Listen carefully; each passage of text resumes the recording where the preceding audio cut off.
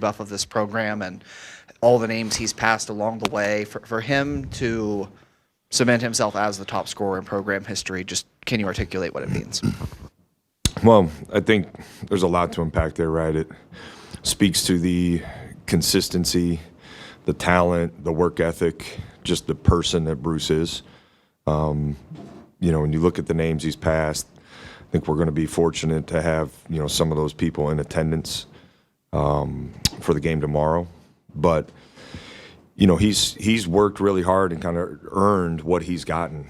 And, I get to see it every single day. So it's great that other people get to, kind of see what he's done and celebrate what he's done as he's kind of reached these milestones. But incredible time, I think, for him.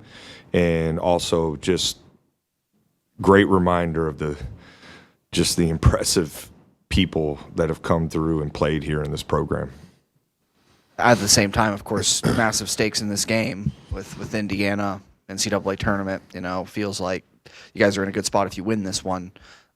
Just what's the message to the team heading into it, and how do you, with all the emotions going on with Bruce, with senior night, how do you also keep the focus on the game and doing what it takes to win it? Yeah, we approach it like we've approached every other game. And certainly, there will be a time before the game to celebrate the seniors, and they deserve that, and I think oftentimes these games can bring out the best in people, because of that. So we'll celebrate those guys, but we're completely focused on the task at hand. That's how our team has been approaching every game. We've been playing in big games now for a long time. So, we're not going to change how we approach those, and this will be no different. Over the past, few weeks, things have obviously shifted for you guys in a great direction. Have you seen a shift in practice from these guys now, seeing this constantly pay off in games, or have they just kind of stayed the same course that they have all year? Well, the biggest shift in practice has been who's been able to practice, quite honestly. That's made a big difference for us. It's helped in our execution on game day. It's hard in this league to not practice and go play on game day, or just walk through stuff and then go play on game day. So we've had guys be able to practice more, which I think has helped us execute. I think this team is a really close group. I've said that from day one. I think that helps this time of year in a big way. And, we're playing with a great toughness and, the things that we've been talking about now for some time. Our connection is carried over on the court at a high level. So we're still, the approach has been the same. I think guys, because they've stayed the course, we're benefiting from that. But make no mistake, having guys available to practice has been a big difference for us. Brandon, I don't know his status if you have an update, but even if he gets back to where he can play, how do you work him back into the lineup knowing that you have been now 2 months without him out there? Yeah, well, listen, we'd love to have everybody available. I think, there's certainly a flow that develops throughout the course of the year. I think we're in one right now, but there's some things he can do to help us. His size, his versatility, rebounding, defensively, all of those things, will be added benefits. But I think we're all realistic, he and I both, regarding what a return looks like. You don't just come back and play 35 minutes after you've been out that stretch. And there will be a conditioning element of real gameplay that he'll have to deal with and we'll have to deal with together. But he's trending in a positive direction. Starting to do stuff on the court and things. So, but a lot of it, first and foremost, he's got to be ready to be out there. So that's kind of what we're waiting for. And then when he is, it'll be some of that will be kind of what he's able to do, right? And you don't want to force it for him and his future, but certainly for the team. But he plays really hard. He's tough. He's big and athletic. Those are all things that are helpful, in basketball. And he's playing a lot of games too. So we're excited to get him back. It just, we don't know exactly when that's going to be yet, but I think there's a real likelihood that we'll be able to get him on the floor next week. Jake, you've dealt with roster adversity for pretty much this entire year, having to get the guys to buy into a future without it being guaranteed. How have you done that? And then what's the biggest leadership lesson you've learned as a coach this season? Yeah, I think for me personally, it's been, focusing on the process and focusing on, things that you can control. And I think you have to, we talk a lot about handling adversity well in our program. You have to model that at the highest level as the leader. And, we haven't sat around and complained, or I haven't changed how I coach based upon, some of the adversity we faced. We just stayed the course and been process driven and have identified, I think, the right way to approach games, and we stuck with that regardless of who was available or what we were dealing with, who was healthy, who was sick. Like we just stuck with what we know and what we could control, and guys stepped up. I think it validated, the player relationship for me, which I've always felt is critical in running a program, because, guys just didn't all of a sudden feel like, oh, now coach thinks I'm valuable because I have to play, right? Like we keep those relationships going all year long. We talk about roles, stay ready. We keep working with guys all year. Our staff's done a tremendous job with that, and I think that's why we've seen guys be able to step up and step into bigger roles at times. So yeah, I think those have been important lessons. From the first time you met Bruce until right now, what is the biggest change you've seen in him? Talks a little bit more on the court, and I think there's a natural maturing process that young men go through in college. He came in as a great young man, and had a just stood on a really firm foundation that I think we've since he's been here and been a part of this program, and as long as I've known him, I think we've helped reinforce some of those things and help build him up and helped him grow as a young man, and that maturation process has been a really good one for him. So he's also gotten better as a player. He was a really good player coming in, but he's leaving as a great player, and I think there's a responsibility as a coach to help guys do that. So Bruce I've said this, he's part of our family, and I think that's not how it starts out necessarily, but it's pretty cool that it's ended up that way. Just from just all the way down my kids to, my wife and I, we view him as part of our family, and it's pretty special, I think. Coach, how early on would you say you realized that Bruce had a chance to kind of do something here and really reach some of these milestones? And then also, what does his consistency and 4 years of leadership help you do as a coach and just the team and program in general? Yeah, I don't think, when you recruit guys, one of the things you don't really talk about, hey, you come here and be, one of the all-time leading scorers in program history. That's not really something that comes up in the recruiting process. I think, what we did talk about really early on is, I told him you're built of the type of stuff that helps a young player be really impactful right away. And that coupled with his talent, is why I felt confident saying, like, you're going to be able to come in and be really impactful from day one.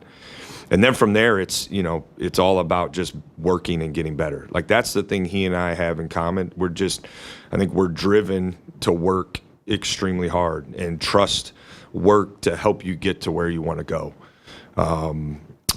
As far as kind of what his growth as a leader, I think that's been something we've had to work really hard at together. There's been times, whether it's in game or out of game, where I've said, hey, like, I need your voice more. And there's been times where he's been like, hey, well, I prefer to do it this way, and so we have that dialogue and relationship that I think's been great. And I've said this, when you're a first-time head coach, you have in mind certain things you're trying to establish right away. And oftentimes you can feel like you hold that responsibility solely on your shoulders. What's been great about Bruce is I've felt like he's assisted in a great way of helping establish, what we want this program to be about, the type of people we want in this program, the type of work ethic, the type of toughness, the type of approach and consistency to have a player when you're first starting out that can model all of those things for you. It's really beneficial and it's really helpful. And I'll forever be grateful for that for that aspect of what he brought is the things that I say and talk about, and and it's not something where you have to go over and be like, hey, watch Bruce and do like, no, he just does, and guys just know because he's so consistent, and that's impactful, certainly. Hi. What does it mean to you that Bruce chose to stay at Ohio State for all 4 years? A lot of coaches this season have commended him. It's almost rare these days. And what has that meant to you that despite anything, he chose to stay a Buckeye this whole time? Yeah, it means a great deal, to me personally, because, I think it speaks to the trust that we have, and, it speaks mostly to who he is as a person, but, he and I, from day one, set goals for him and talked about things that we wanted to achieve together. And, to see a lot of that stuff, kind of right here now in front of us is really special. And when you're a coach, there's some moments, that I think you hold on to that are most impactful.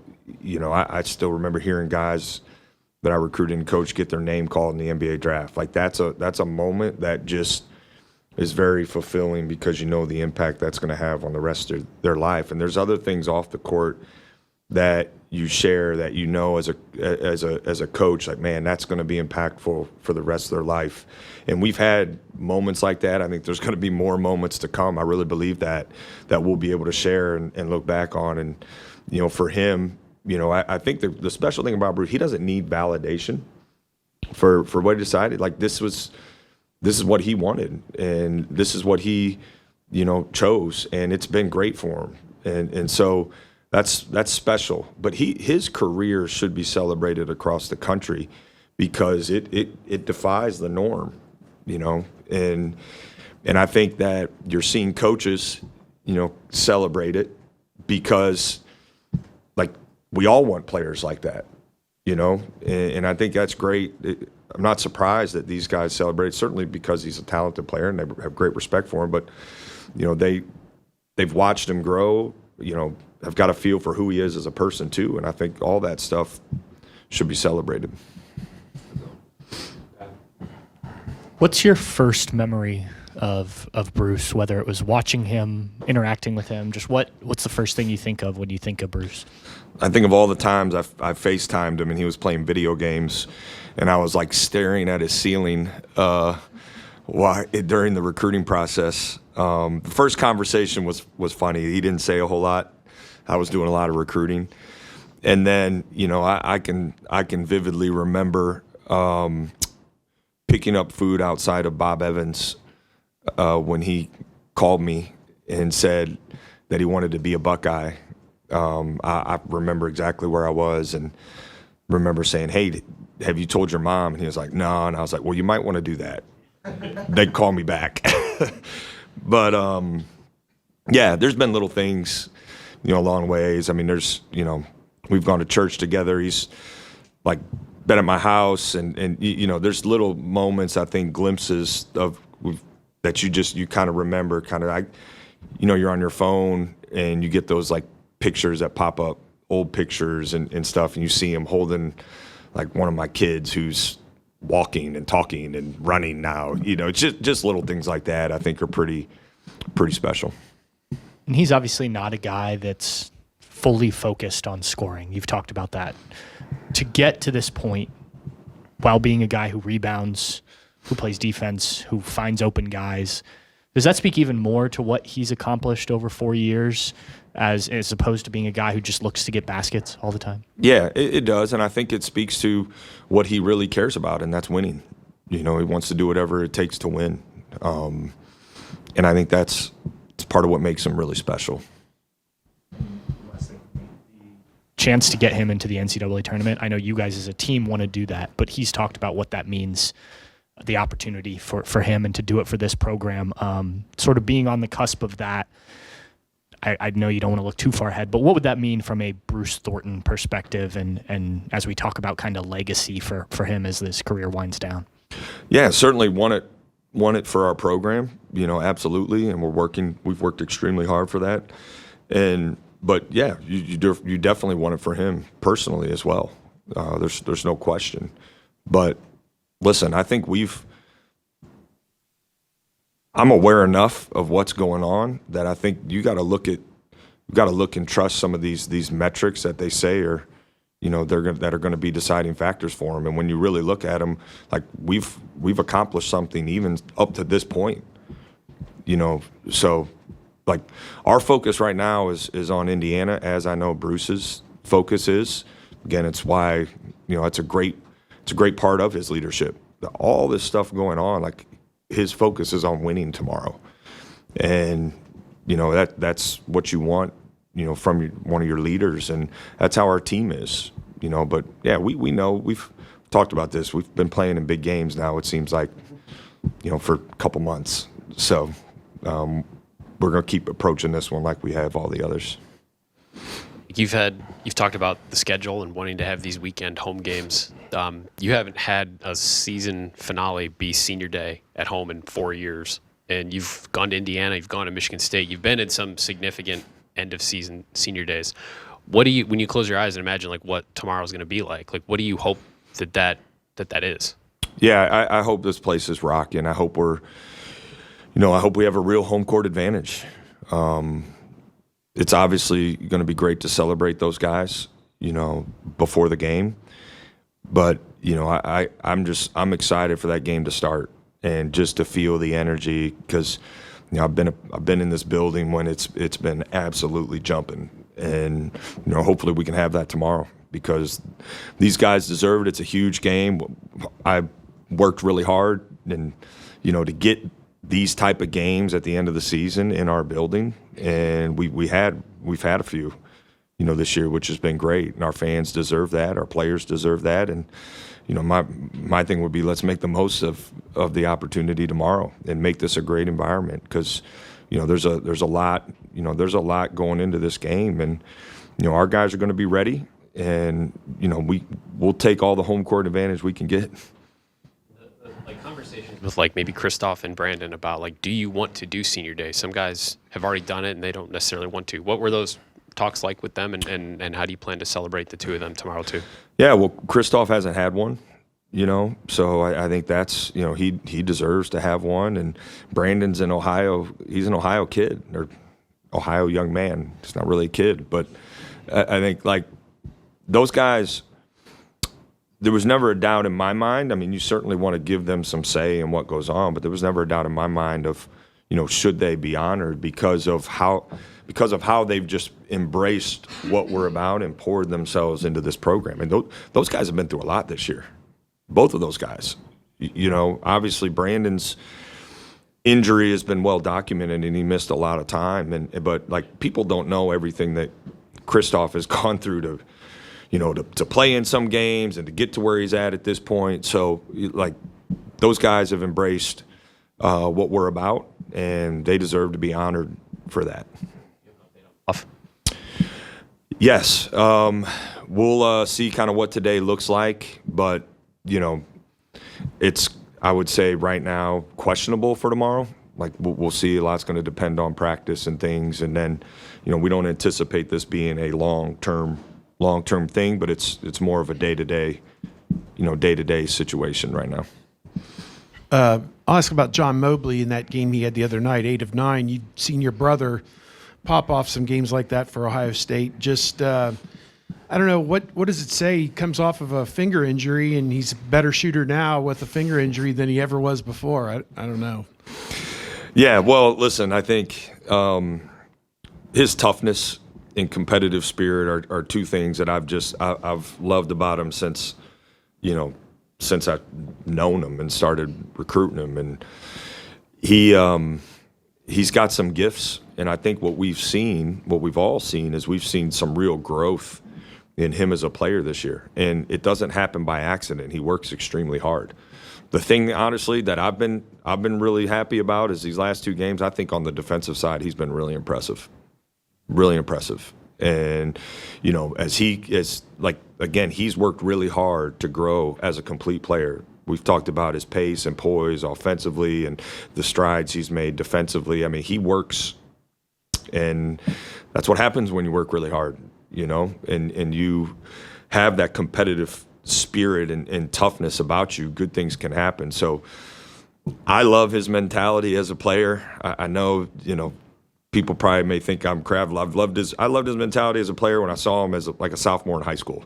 I just, there's some guy, like, reminds me, you guys will remember Dwayne Washington Jr., like just a guy who's got confidence, aggressiveness, toughness. I love that stuff. So, yeah, we need him to keep it up. I think that's the message. The message to him is, hey, keep doing what you're doing, and keep approaching it the way you are, because he's a great player when he is.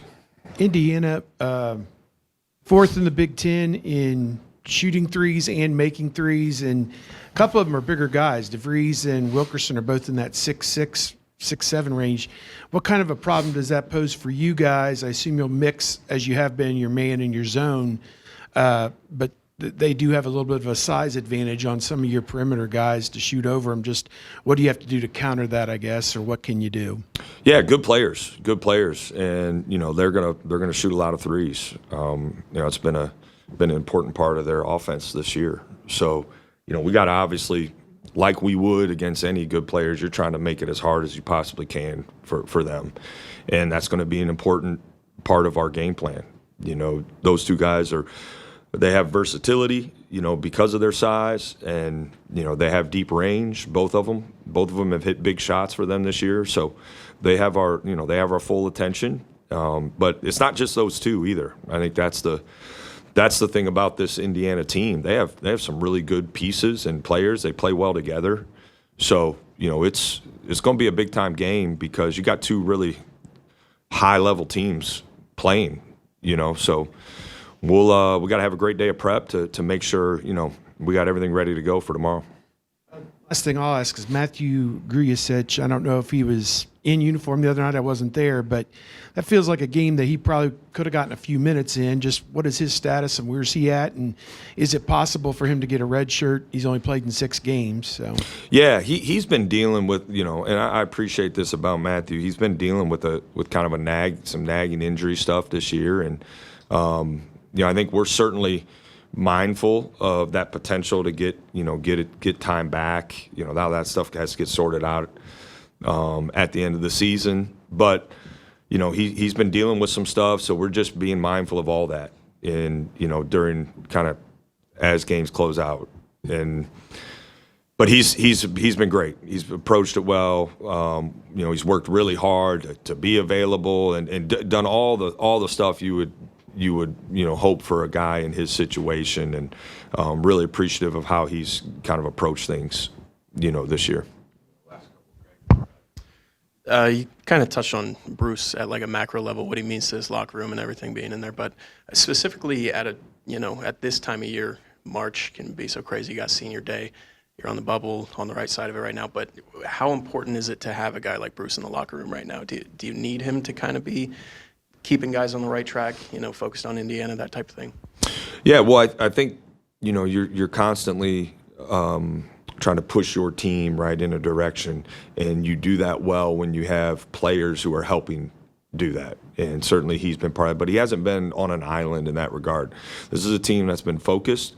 Again, I think a key ingredient, for us, aside from, the injuries we talked about, is the chemistry of this team and how that has held all season long. Because this time of year, and I'm sure if you polled coaches across the country anonymously, they would tell you, like, chemistry may not be the strongest this time of year in a lot of locker rooms. For us, it's been great. And I think that's really important. So he's helped lead the way with that, but he's not the only one. We have guys who are locked in, focused on the task at hand. They enjoy being around. We still enjoy coming to practice. We're over 100 practices into the season. Like, our guys still enjoy coming here and working, and we're practicing and we're getting better and we're preparing well. So that's a sign of great chemistry as well. But you can't have great chemistry if your leaders aren't helping pave the way, and ours are, and Bruce is certainly doing that. And then this time of year, it's, players step up, and that's what we've seen too. Like, we've seen guys raise their level, which is really exciting for us as, we close out the regular season and prepare for postseason. Also, as I said, you're on the right side of the bubble right now. I guess I just want to hear from your perspective. I know you have some time still to win a couple more games, but what has this team, in your eyes, done to prove that it belongs in the tournament? Well, I think you can look as far as the metrics that seem to be, indicators or what the committee values when they make these decisions. And you look at our net and our, is it WAB or WAB? Because I hear both. So when you look at those two metrics, and again, I understand what's at stake, so I'm not going to act like I sit here with my head in the sand and don't know what's going on either, right? So we have to look at those two numbers and look at all these, look at the teams that we are better than in those two numbers. And I think that speaks to what we've accomplished this year. And it's no knock on anybody else. My focus is Ohio State. And when you compare and you look at, I just trust that, I think they came out and said, the WAB, the WAB, whatever it is a really important tool that's used. And ours is above a lot of teams right now. And then you couple that with the net, which I think is still an important tool that's used. Ours is above a lot of teams, and we're above a lot of teams in both of those. So we got to control what we can control. I'm not going to sit up here and, throw other teams under the bus or do any of that. We're gonna let that stuff speak for itself, and we're gonna focus on finishing, well and playing a great game tomorrow. That's it. But yeah, I get it. But I'm also not rooting against. I'm not getting that caught up in it. You know what I mean? I rooted for Valpo yesterday because I want them to win. I'd love to see them get in. But outside of that, rooting for friends in the business and stuff, our focus is at night. I watched Indiana last night and had Valpo on the background. I wasn't, and then I usually have a Big Ten game on in the background too, after that. So yeah, I think our metrics, are firm. I really believe that. But, we're going to keep trying to make those as good as we possibly can because that seems to be what's evaluated. During the radio show on Monday, congratulated Paul Keels on being inducted to the Ohio Basketball Hall of Fame. Just what's it been like to do the radio show with him, and what has he meant to Ohio State basketball in general as a whole? Yeah, well, listen, he's like a great point guard when you're on the radio with him, right? He just kind of gets you open looks and makes you, but he's not afraid to ask tough questions. And the level of respect is extremely high. He's a legend.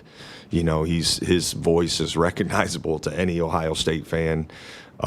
He deserves it, but I think it's those guys, I enjoy working with, and he certainly helps pave the way for that. So really happy for Paul in getting that honor. It's a really cool honor.